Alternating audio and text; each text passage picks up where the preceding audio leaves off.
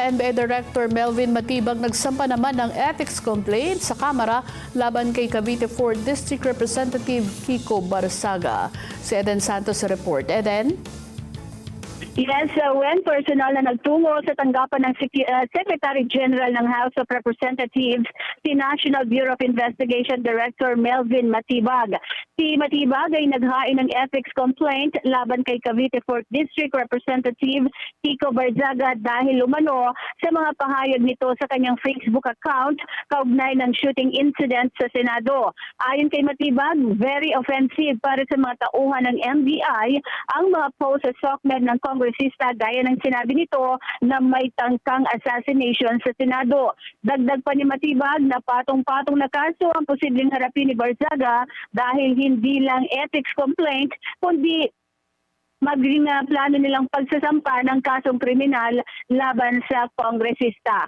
Narito ang pahayag ni Director Melvin Matibag.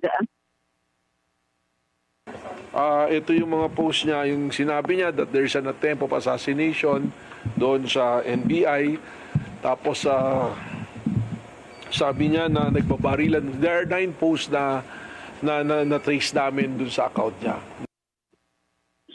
Handa naman si Barzaga na harapin sa korte si Matibag. Idiniin ni Barzaga na inutusan ni Pangulong Ferdinand Marcos Jr. ang NBI na mag-file ng ethics complaint laban sa kanya dahil mukhang naapektuhan si BBBM sa pagbaba ng kanyang trust ratings na negative 15 sa SWS survey. Dagdag pa ng kongresista na nabigo ang pag-atake ni PBBM sa Senado dahil nananatiling buhay at nakatindig pa ang Senate majority.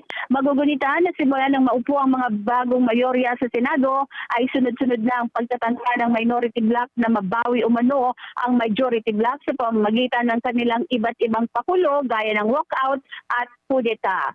Eden Santos para sa Mata ng Agila. Matatag, matapat, matapat.